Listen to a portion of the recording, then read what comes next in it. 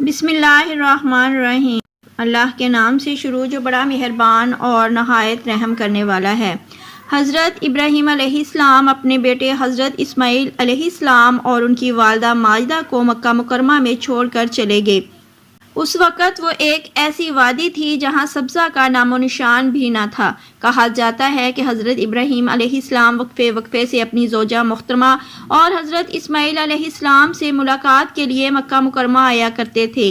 حضرت اسماعیل علیہ السلام جوان ہوئے تو ان کا نکاح قبیلہ بنو جرہم کی ایک لڑکی سے ہوا۔ حضرت اسماعیل علیہ السلام شکار کرنے جاتے تھے، جو کچھ ملتا اسی سے گزر بسر ہوتا۔ شکار ایک ایسی ہوائی روزی تھی کہ اگر شکار ہو جاتا تو کچھ مل جاتا اور اگر نہ ہوتا تو کچھ نہ ملتا۔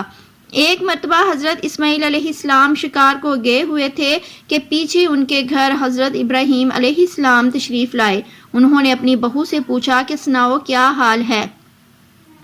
وہ کہنے لگی بس زندگی گزر رہی ہے، کبھی شکار ملتا ہے اور کبھی نہیں ملتا، بہت تنگی کا وقت گزر رہا ہے، بہرحال گزارا ہو رہا ہے۔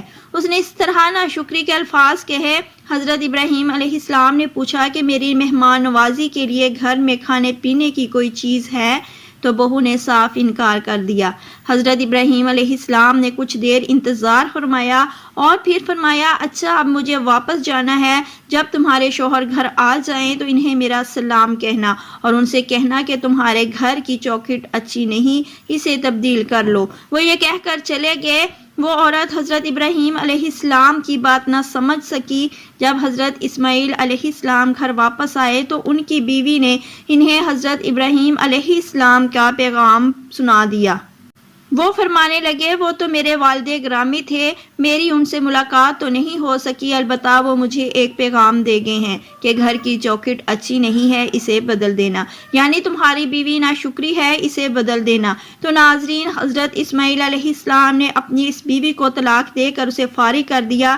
کچھ عرصے کے بعد ایک اور قبیلہ کی لڑکی کے ساتھ حضرت اسماعیل علیہ السلام کی شادی ہوئی۔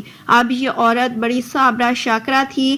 سال 2 سال کے بعد حضرت ابراہیم علیہ السلام پھر تشریف لائے، لیکن حسن اتفاق سے اس بار بھی حضرت اسماعیل علیہ السلام گھر پر موجود نہیں تھے۔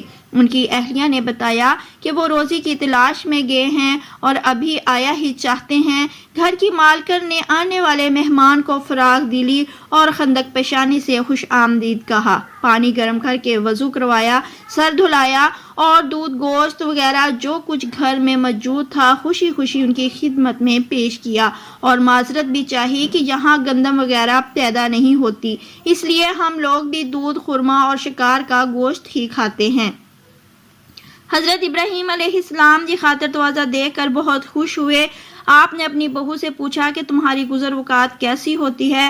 تو بہو نے جواب دیا کہ اللہ کا بے حد شکر ہے، ہم راحت اور آرام سے ہیں، اللہ نے رزق میں، روزی میں فراوانی اور کشادگی مرحمت فرمائی ہے اور ہر لحاظ سے اطمینان ہے۔ آپ نے دریافت کیا کہ تمہاری خوراک کیا ہے؟ جواب ملا گوشت۔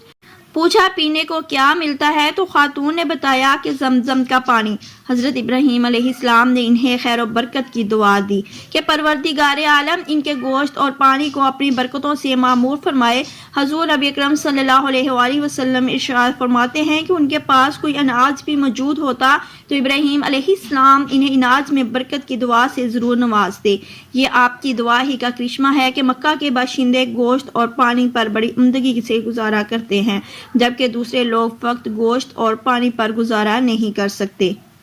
حضرت ابراہیم علیہ السلام نے بہو سے کہا کہ جب تمہارے شوہر گھر لوٹیں تو انہیں میرا سلام کہنا اور پیغام دینا کہ اپنی چوکھٹ قائم اور آباد رکھیں اور اسے تبدیل نہ کریں۔ حضرت ابراہیم علیہ السلام یہ کہہ کر روانہ ہو گئے۔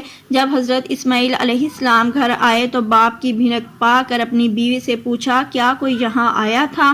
انہوں نے کہا کہ ہاں، ایک خوبصورت بوڑھے سے صاحب آئے تھے۔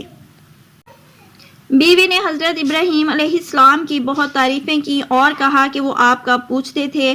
میں نے کہہ دیا کہ وہ باہر گئے ہیں۔ انہوں نے مجھ سے پوچھا تمہاری گزران کیسی ہوتی ہے؟